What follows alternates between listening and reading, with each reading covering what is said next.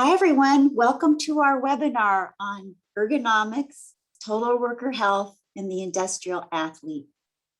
This is Karen O'Hara. I'm the Director of Marketing and Communications at WorkCare and the moderator for the session today. The session is being recorded, and during the webinar, you will be on mute. Please use the Q&A function in Zoom to submit your questions. And at the conclusion of the presentation, we'll take all the questions we can within the hour that we have allocated for our webinar today. Our speaker is Bryan Reich, Director of WorkCare's Industrial Athlete Program. Bryan is a certified athletic trainer who has experience in both sports and business settings. I think you'll find him to be a really fun and engaging speaker, and we're really happy you could join us. So I'll turn it over to Bryan. Thank you. Thank you, Karen. Welcome, everyone. And thank you for the introduction. To give you a little more background about myself before we dive into our presentation here. My education, I have a bachelor's of science in kinesiology with a master's of education in kinesiology. I've been a certified athletic trainer since 2006, but have over 20 years actually providing injury prevention programs and intervention programs. Spent 13 years of my career in everything from youth sport to professional sports. For those of you that may not be familiar with a certified athletic trainer, we're not a personal trainer for athletes. We're a mid-level allied healthcare professional with expertise in areas of things like nutrition, sports psychology, orthopedic injury, so sprain and strain evaluation, performing rehabilitation for those injuries, and really focused on keeping athletes healthy and on the field. The majority of my career was spent in college athletics, and around 9 years ago transitioned into the occupational health setting. Spent a number of years focusing on ergonomics and went back to school through California, Berkeley's CEAS Ergonomics program, and hope to sit for my CPE soon. I'm a certified ergonomic assessment specialist, and in those 9 years, I've been providing 5 of those with a major utility out in California as a senior safety program manager and head of industrial ergonomics for a time. And then the last 3 years, really building WorkCare's industrial athlete program for injury prevention. I've spoken nationally at ergonomics conferences as well as athletic training conferences, and excited to bring this concept to you today.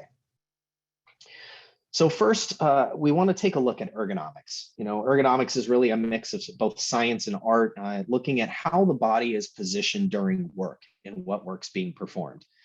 Some of you that maybe don't have a large background in ergonomics, we're going to dive into some of those risk factors related to ergonomics. So the 5 major risk factors when we talk about ergonomics are exposures to force, frequency, posture, vibration, and contact stress. So when we talk about force, it's risk to the musculoskeletal system for sprains and strains because of a large movement, a rapid movement of lifting something heavy or utilizing a tool with high torque, and that large force compromises the system and gives you a sprain or a strain. We look at frequency, how often a task is being performed. We know that when people do repetitive motions, over time, the muscle fatigues rather quickly and opens you up to risk for sprain or strain. When we look at the postures of someone, we're looking at the body position they operate in. We look at neutral postures, which are a key factor in protecting our body because neutral postures is working where you're at your strongest. An example of that is maybe the wrist, being in a handshake position with the forearm, keeping the wrist in that position while you use a tool or handling material prevents the risk of injury to your forearm and elbow because the muscles that attach at the elbow are what control that grip in wrist position. So getting in an awkward posture like flexing the wrist too much or holding the wrist in extension, maybe while turning a wrench, is what results in things like repetitive stress injuries for tennis elbow. So that inflammation and irritation is all due to those postures.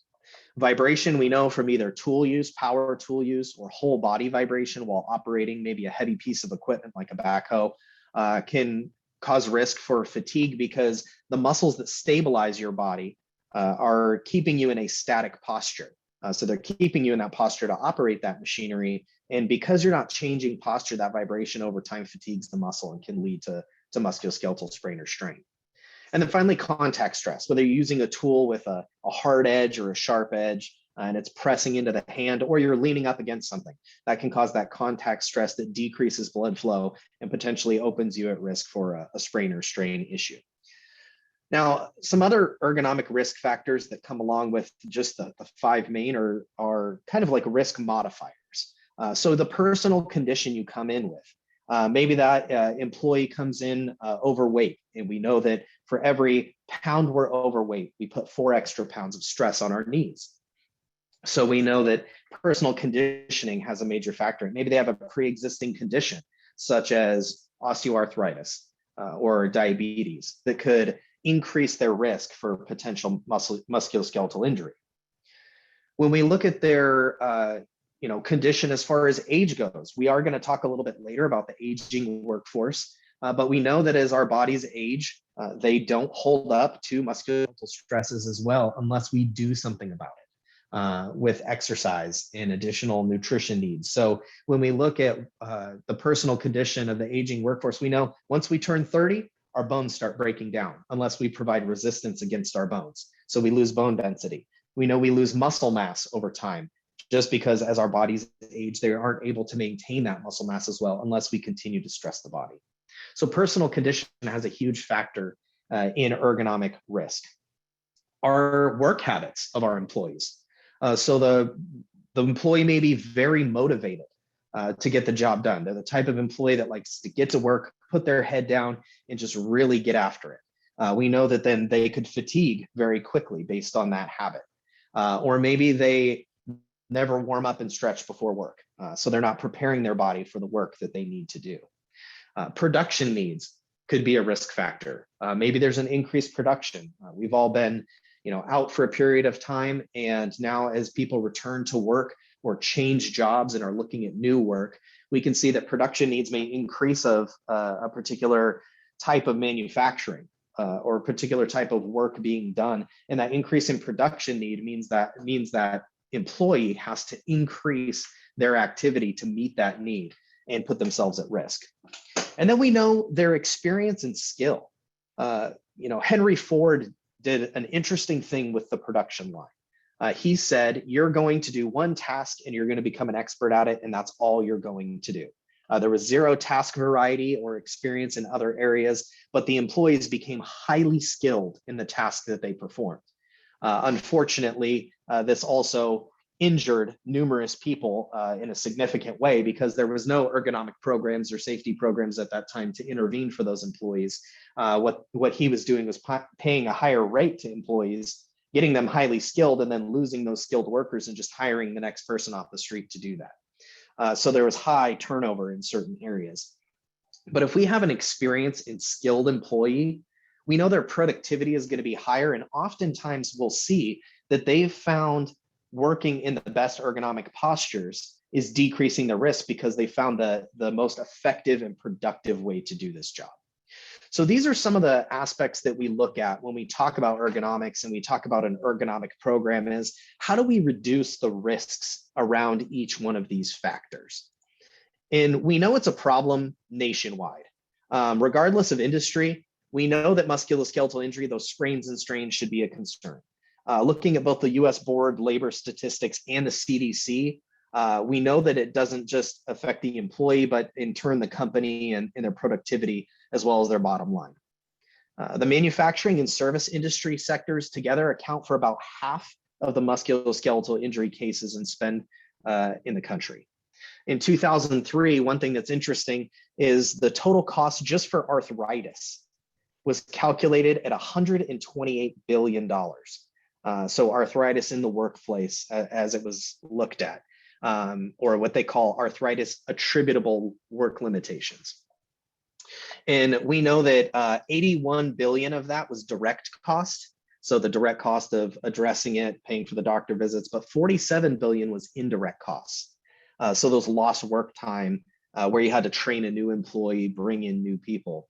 What's interesting is most people think that's going to affect only the aging aged workforce or the legacy employee that's been there a long time. But arthritis actually ages 18 to 64 experience arthritis, and it's 1 in every 20 working age adults experience that. So we need to consider that when we look at the statistics for, hey, what's happening in the workforce? What are some of the things we need to be concerned about? And when we look at ergonomics, we need to consider, some of those pre-existing conditions, the way people are coming in, and what we can do to educate our employees about it. We know that the Bureau of Labor Statistics reported that over 300,000 injury cases were related to back, and they involved days away. 2 occupational groups accounted more than 54% of those back injury cases. Operators, fabricators, and laborers were 38%, and precision production or craft repair was 17%. So we know that back injury tends to be an issue across the board, and so educating regarding that specific topic in ergonomics is a hot issue. And we know that when we dive into looking at the traditional engagement techniques for ergonomics, these are some of the things that we see across industry to mitigate those risks of sprains and strains, because that is such a big concern. We're looking across all these different industries. Our data shows us that we know musculoskeletal injury is an issue. So we create programs or interventions to try and address those. Some of that is safe material handling education, right? We coach employees on good body positioning. We talk to them about neutral postures and how they can be working where they're at their strongest. We specifically tie it to material handling. So we talk about things like preserving the curve, preserving the 3 natural curves of their spine and getting in a good body position. We talk to them about pushing and pulling material. Make sure you're pushing the cart, don't pull the cart, don't stack it so high you can't see. So these safe material handling programs can be really effective to educate an employee on good body position while they're performing work and moving material. But there's more to it than that. We can look at things like job rotation. That's a great way to engage those ergonomic issues. And we cross-train employees on doing different tasks. And then we rotate the job so that we reduce stress to their body, because they're not doing the same thing over and over again. And they're avoiding that fatigue that can develop by doing job rotation.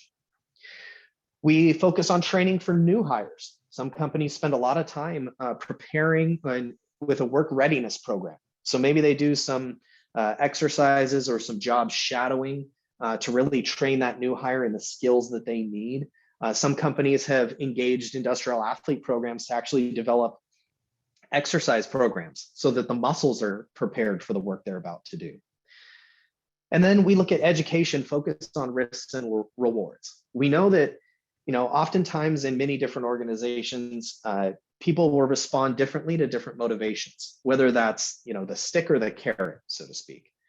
So if we show the employees what the potential safety risks are or musculoskeletal risks to their body, then they can be more prepared to avoid those risks. It's a motivating factor for them.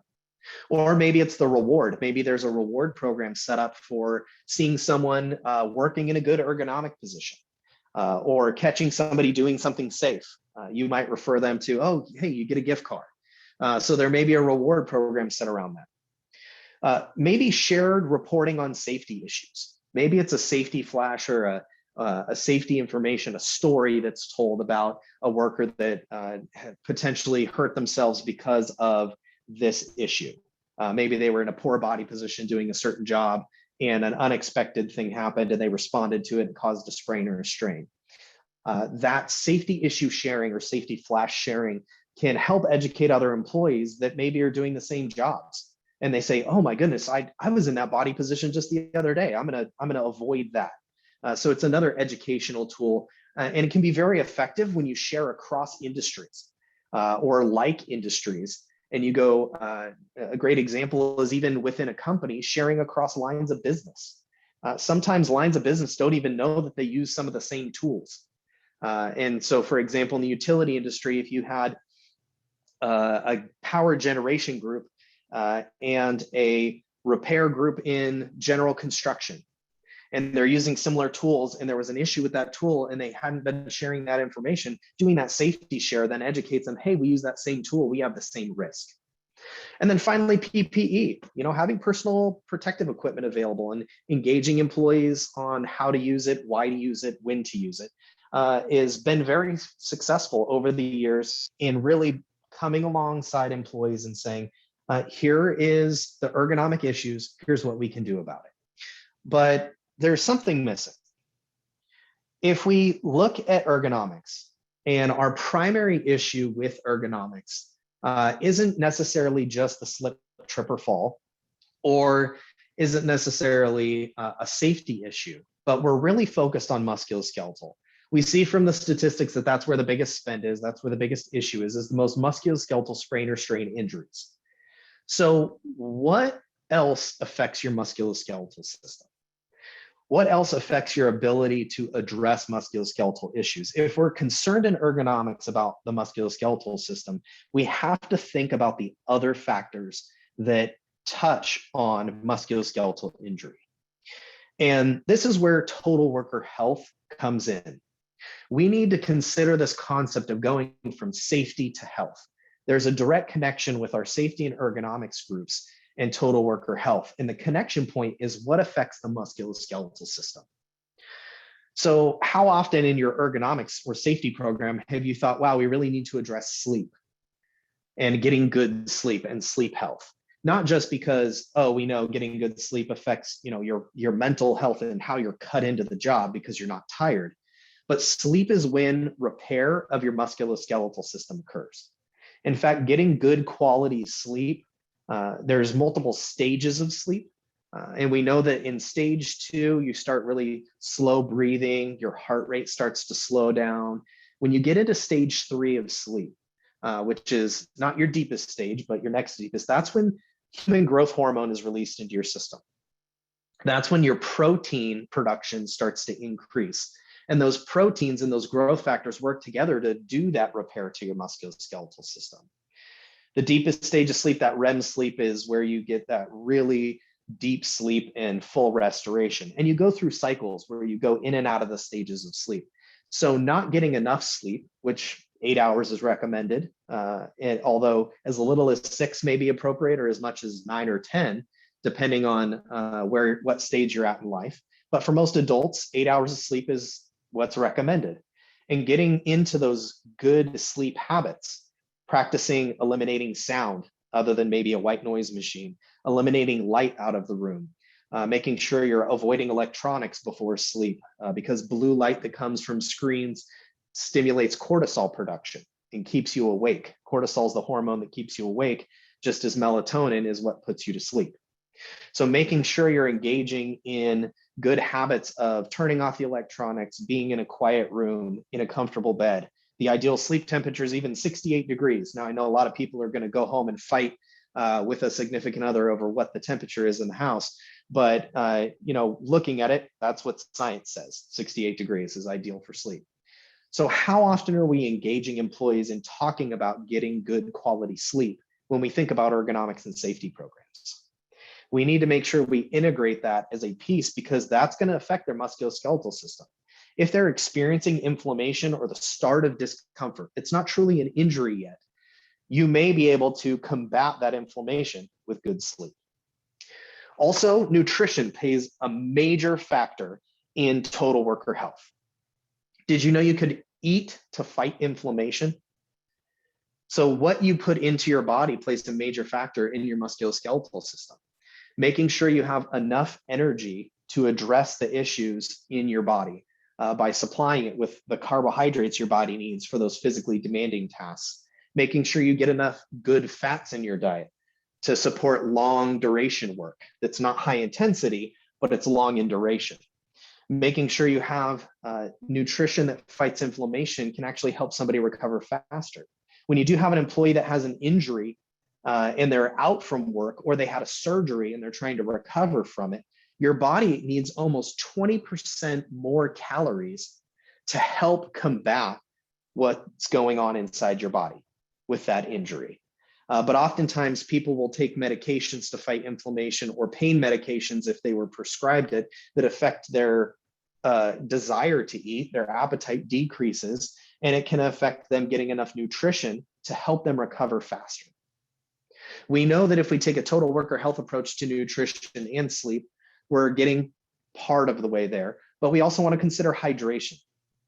The hydration status of your body has a huge effect on your musculoskeletal system. When you're properly hydrated, the elasticity of your muscles is higher. So they have the ability to stretch a little bit better than what they do without proper hydration. Did you know the first sign of dehydration is actually fatigue? It's not thirst. If you're thirsty, you're actually already dehydrated.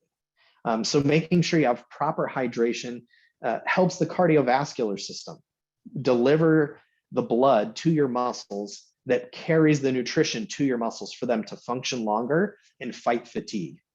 So hydration plays a key factor in that. Your environmental factors. Now, we do talk about those when we talk about safety, but we don't think about them with ergonomics as often. When we are exposed to an environment that's, maybe extreme heat or extreme cold, our bodies have to thermoregulate themselves to try and maintain the same body temperature. In doing that, your cardiovascular system and your muscles are having to work extra hard to maintain that level of function. So with that, you put your muscles at risk for increasing fatigue if you're exposed to environmental factors like extreme heat. We know if we're addressing hydration appropriately and nutrition appropriately, our body can respond to the environment much better. And if we can combat the environmental factors with some of these other aspects, we're able to then supply our musculoskeletal system with what it needs. When we look at stress and mental health, we know that our mind and body is connected. And we're going to dive a little further into this shortly. But we know that if we can address some external stressors, maybe it's life events that are going on at home, or maybe it's just mindfulness and mental health being mentally cut into the job, there is a direct physical connection. If you're driving on a freeway and someone cuts you off and then slams on their brakes, you probably screaming something out the window, shaking your fist in the air, but there's a definite mind-body connection. You may be angry, but what is your body doing? You might feel flushed in the face. You might feel hot. You can feel your heart rate increase. You can feel your blood pressure increase because you had a stressful situation and your fight or flight instinct kicked in.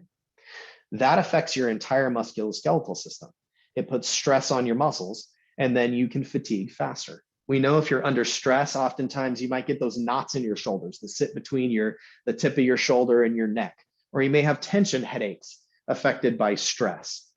So there is a direct correlation to your physiology and your mind.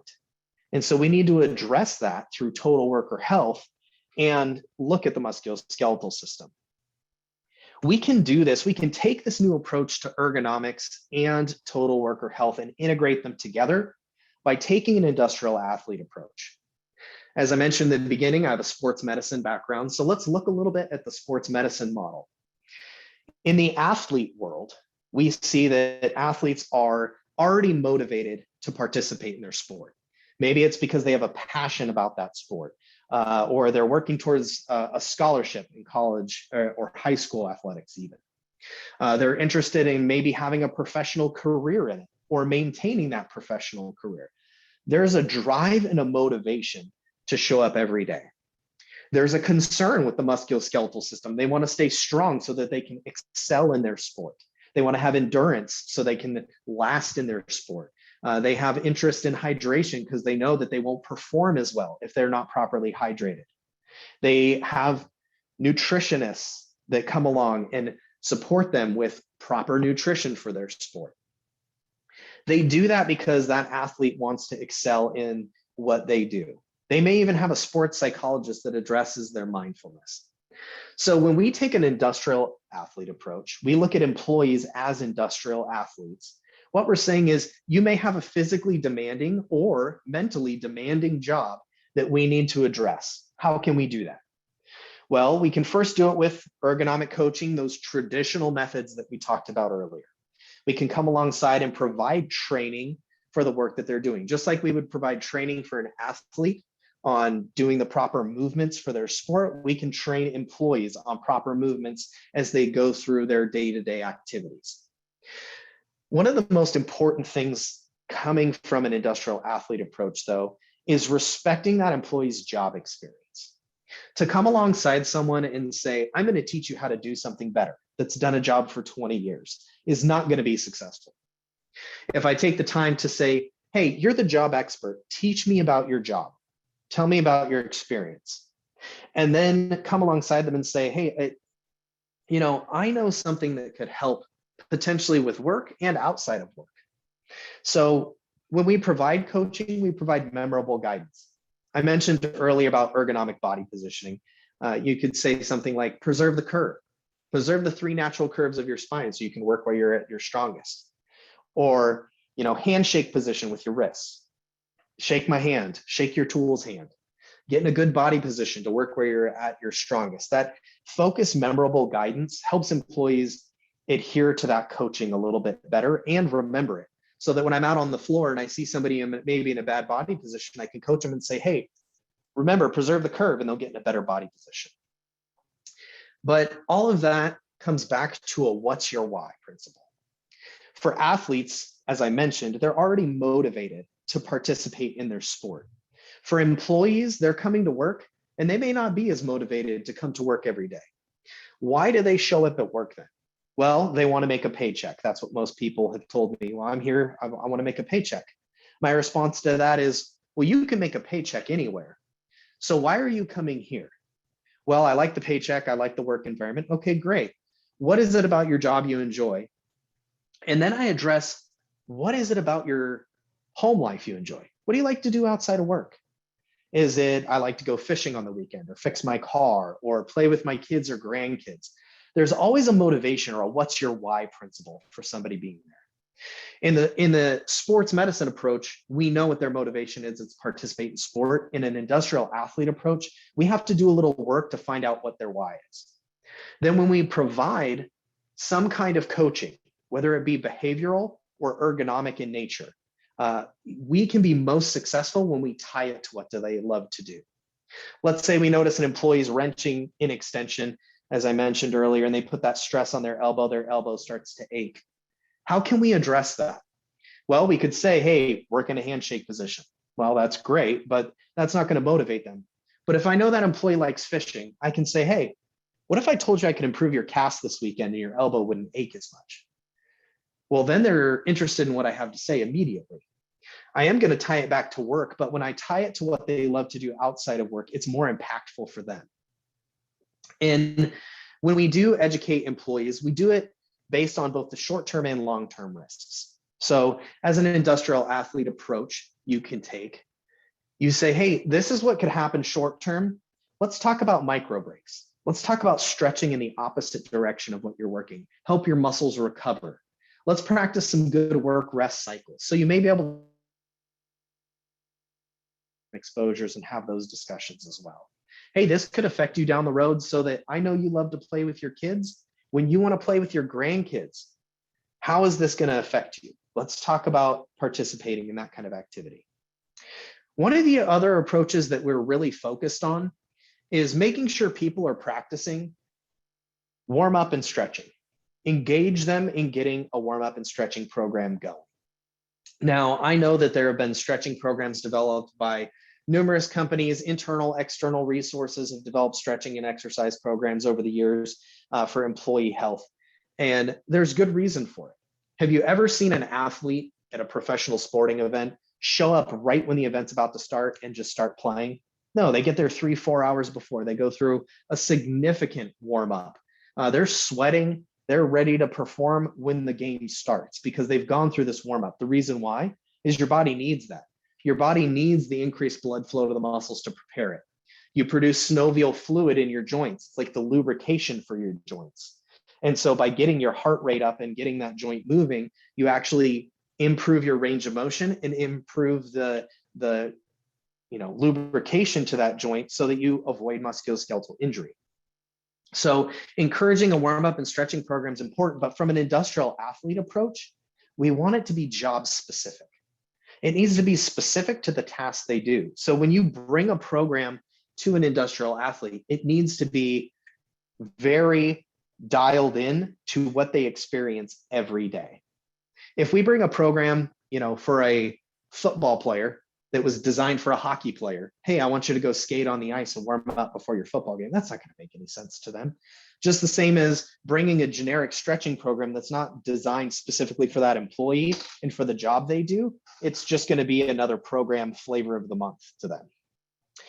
And we really need to integrate for an industrial athlete this concept of addressing musculoskeletal wellness, total worker health, in with the ergonomic correction. The coaching should go hand in hand to be most successful, because you wouldn't just go and, if your car isn't functioning well, you'd tell your mechanic, hey, I only want you to look at the front passenger tire.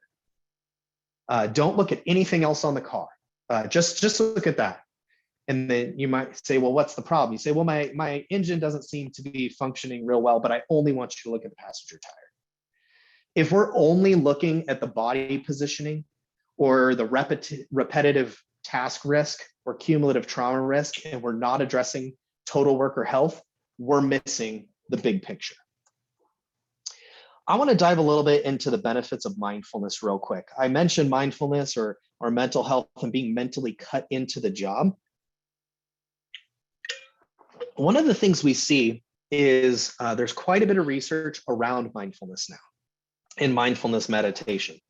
What it allows you to do is focus at the task at hand. You may have heard of some of these apps like Headspace and some other resources that are out there that help you practice mindfulness meditation. I know we talked about nutrition, hydration. Those are fairly straightforward, but handling stress and mental health maybe isn't as natural to us from a safety and ergonomic standpoint. So what mindfulness is just focusing at the task at hand. And it actually has physiological changes in the brain.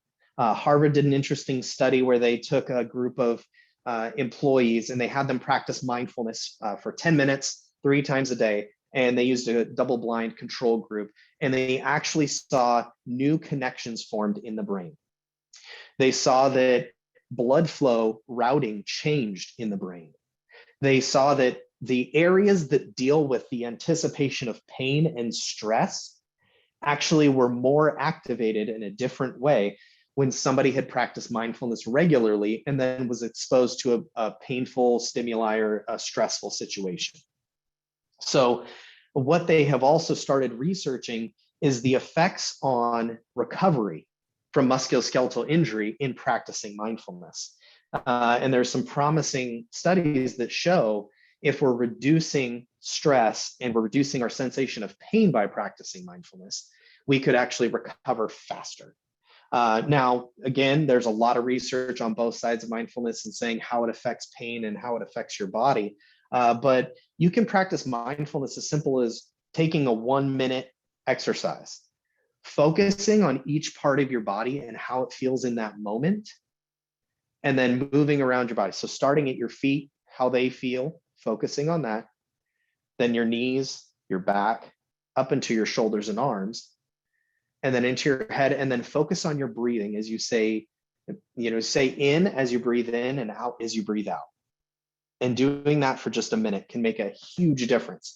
And having somebody guide you in that through a small app or some reading material can make a huge difference in how an employee feels and how they're cut into the job. It reduces some of those safety risks and some of those slips, trips, and falls that are out there. I promised I'd address the multi-generational and aging workforce as it relates to total worker health and ergonomics. One thing that we see in research is it's important to take a varied approach to bringing any kind of program, whether it's ergonomics or total worker health, this industrial athlete model, to anyone. We may have as many as 5 generations working at the same location right now. You have traditionalists that were born before boomers. You have the baby boomer generation. You have Gen X. You have millennials. And then you have Gen Z that could all be working even at the same facility. What's interesting is some of the research shows that the way technology was integrated in society meant people are learning differently. So when you look at the traditionalists or baby boomer generation, or even the early Gen Xers, technology wasn't a part of daily life. There wasn't a home computer there. The internet didn't exist. And so the way people learned was different. It was through face-to-face interaction. It was through actually performing an activity or a task and then storing that in long-term memory. How many people that may be on the call today think to yourself, how many phone numbers do I have memorized? Does your phone store all that information for you and you don't have it memorized and it's hard to recall it? Or were you of the generations that you had to memorize those numbers and you can even remember the phone number from the house you grew up in? Because of the way our brains function in relation to technology, it changes how we learn. So we have to take a varied approach. When we bring any kind of program, it should have multiple avenues to communicate the program and engage employees. It should have digital methods that engage the newer workforce, and it should have traditional methods of meeting one-on-one with employees and having those interactions. There's a lot of, discriminatory activity as far as age discrimination goes, or even side comments that are made about specific generations based on maybe the way they behave. I've heard this before, people picking on the younger generation and saying, hey, they're this way or they're a certain way.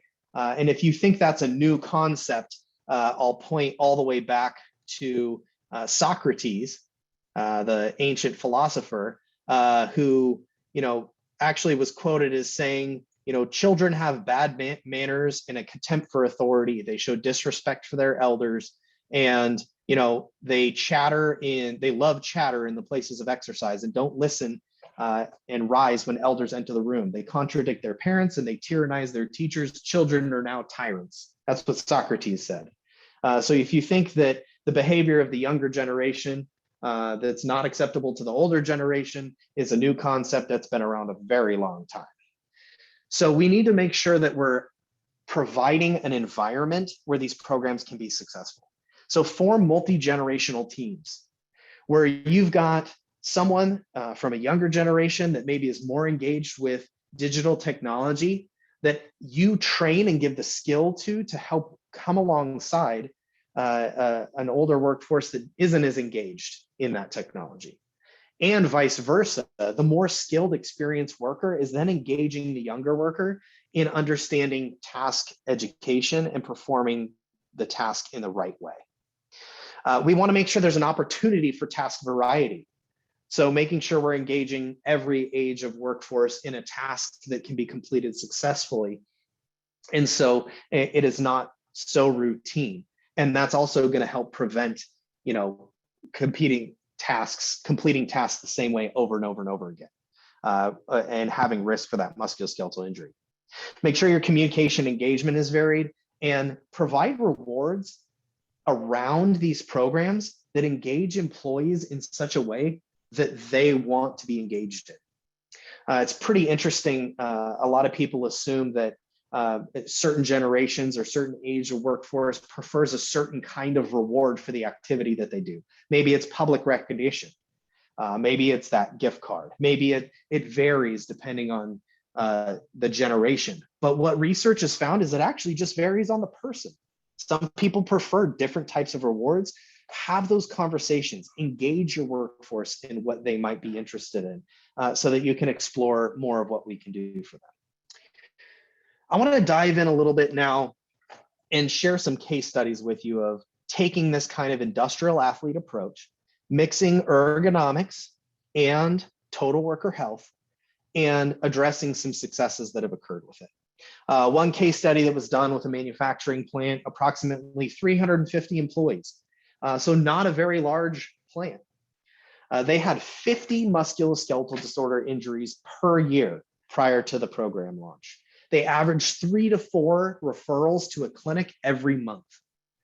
Since launching an industrial athlete program that addressed things like ergonomic evaluations, prioritizing those by risk, looking at job-specific warm-up and stretching programs, tying in how employees can do self-care and providing them OSHA level first aid, looking at injury prevention observations regularly and talking to employees about things like nutrition and stress management education, bringing them health and wellness education that ties into their musculoskeletal system, but also brings it back to not just their job, but what they love doing outside of work, addressing both work-related and non-work-related discomfort.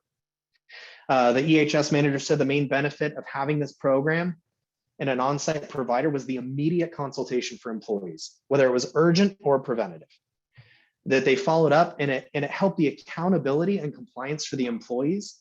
And it's the top of all the programs and initiatives that was created to benefit employees, because it's their overall health and safety that it benefited, not just one aspect addressing ergonomics and safety. And said the program was a great success across the board. Another case study that comes across about industrial athlete programs is another manufacturing, 220 employees.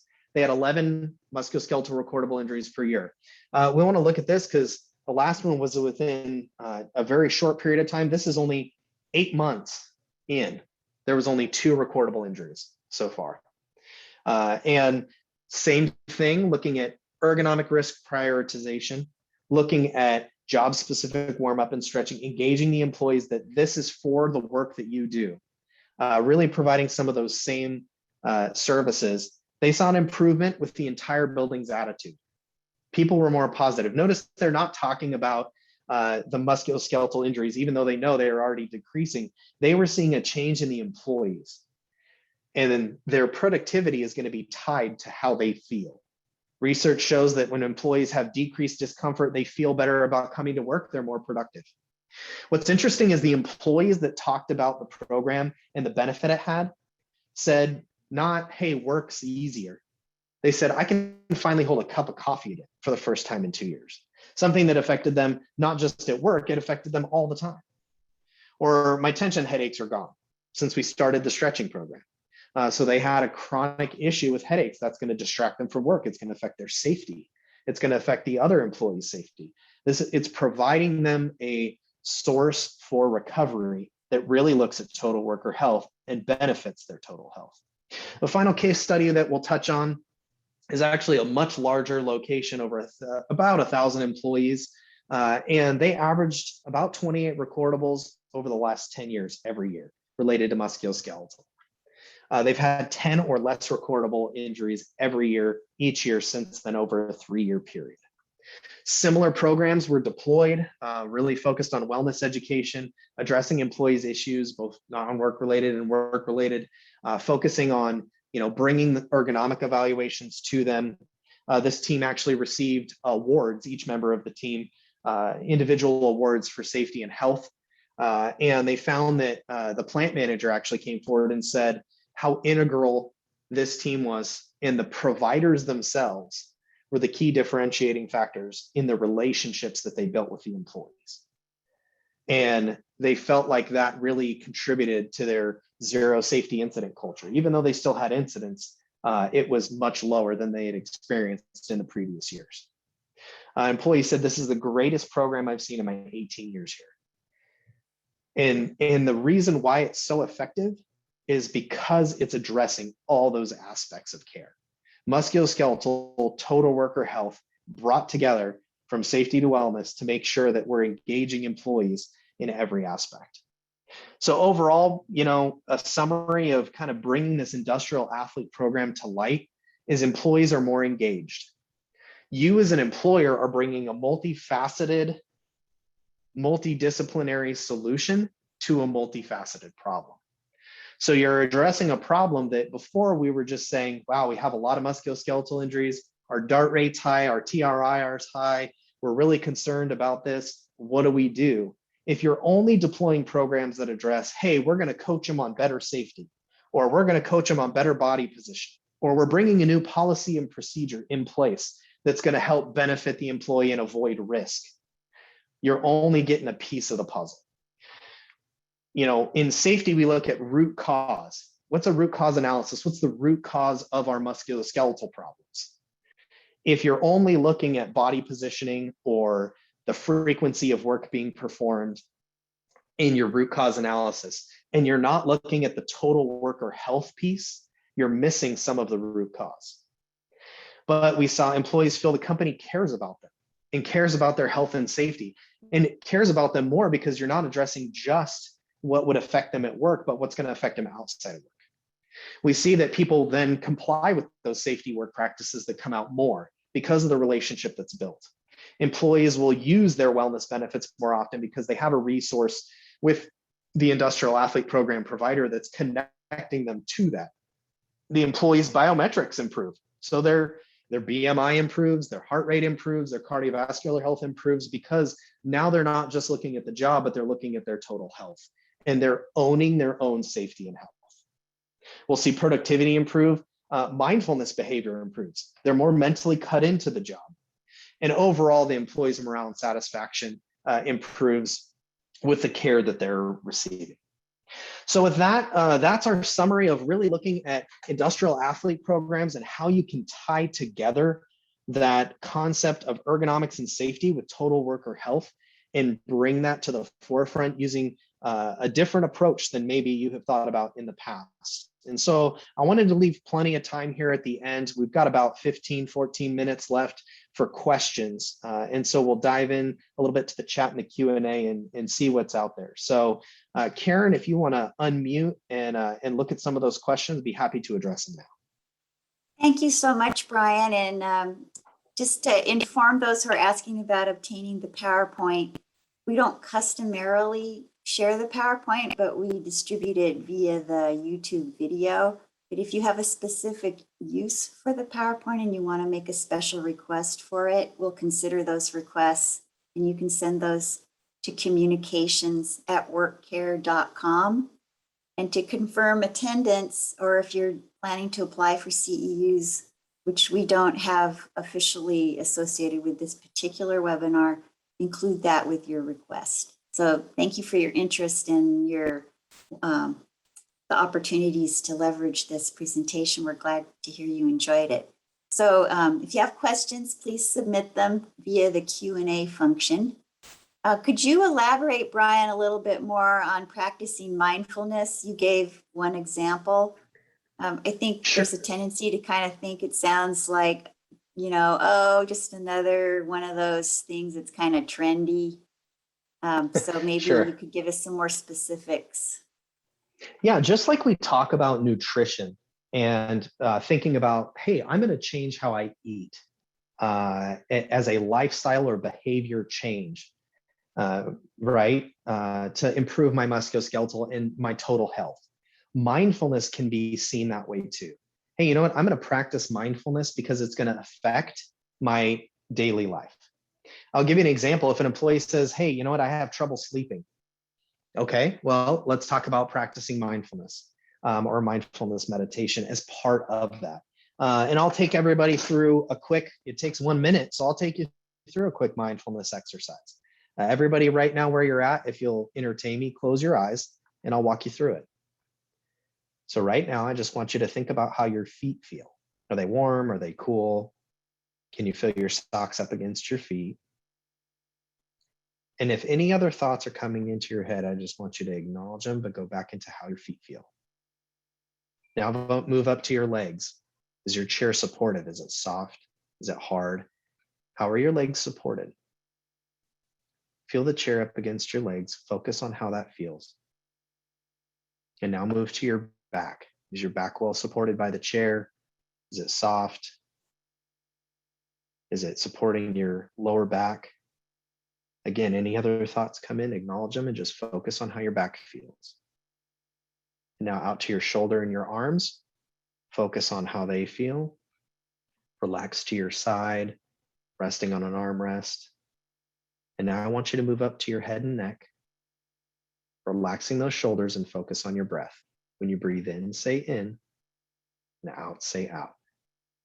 In and out, in and out. Now open your eyes. You probably feel a little bit more relaxed, a little more comfortable. That's a simple mindfulness exercise that I just walked you through. That's something you can do before you go to sleep every night. Helps you fall asleep. In fact, I have been hit on the side of the shoulder because I fall asleep so fast, and my wife gets upset that I can fall asleep so fast because I just go through a mindfulness exercise before I sleep. So, with that, that's something somebody could do in their car when they show up to work and they hit the parking lot and they put it in park. It's something they could do during the lunch break before they go back to work. It's something you could do during a short break where you just focus on how you feel. It's not something like emptying your mind in a meditation from some different religion. It's really just focusing on your body in the here and now and how you feel. And so there's a lot, as I mentioned, there's a lot of resources out there. If you look up mindfulness meditation, there's tons of books, there's tons of applications. I mentioned Headspace is one of them that will walk you through that. But it's a great tool to relieve stress and stay cut into the work you're doing. When it comes to deploying a program across an organization, there's quite a bit you can do as far as talking about what it really is and how to do that. And, athletes do this all the time.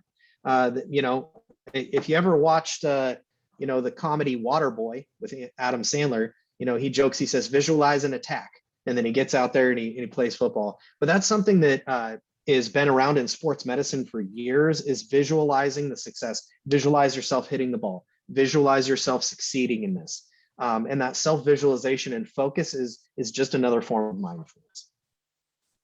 Okay, thank you, Bryan. I feel so relaxed now. Here's a good question about stretching. As an employer, if you require employees to stretch and they get hurt while stretching, this ends up on the OSHA log. What are some of the main factors that make pre-shift stretching outweigh the risk of injury during stretch? If the employer decides to implement that as voluntary, what are some methods to keep people engaged to volunteer for stretching? Absolutely. So some of the first things I always say is it starts with employee education. Hey, it's important to know that it's just as important to warm up your body properly as it is to perform the stretch. And then when you perform the stretch, it should always be done without discomfort.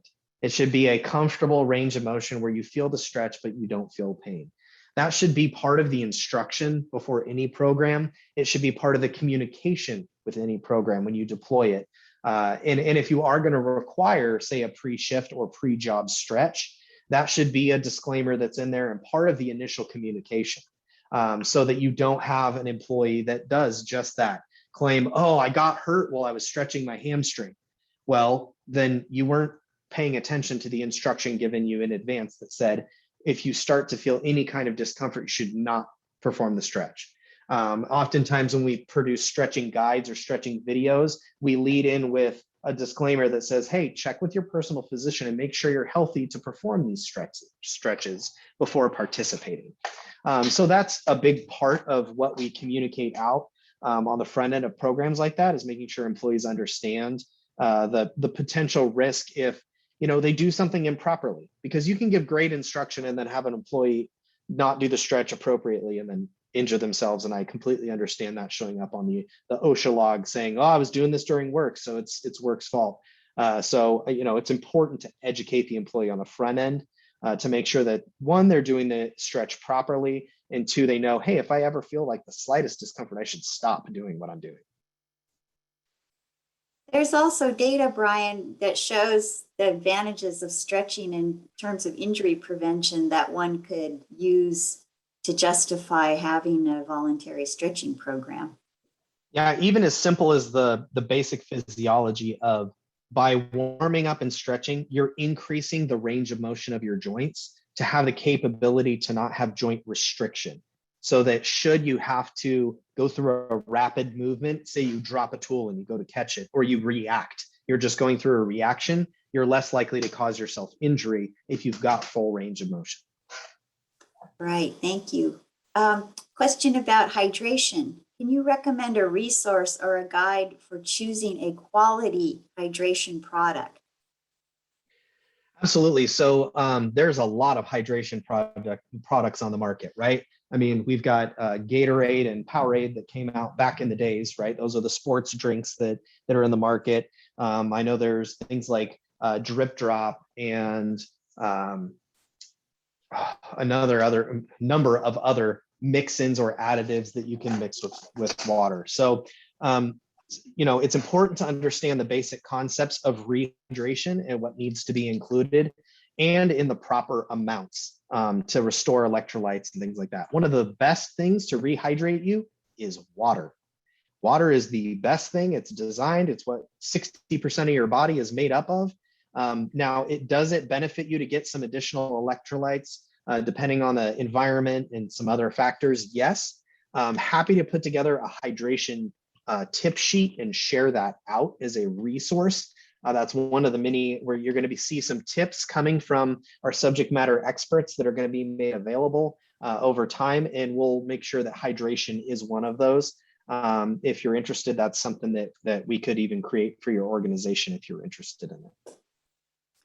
Great. Also, that reminds me, Bryan, that to let everyone know, we have a stretching video about to come out. It's in the final phase of production. So that'll be available too through our website and on YouTube.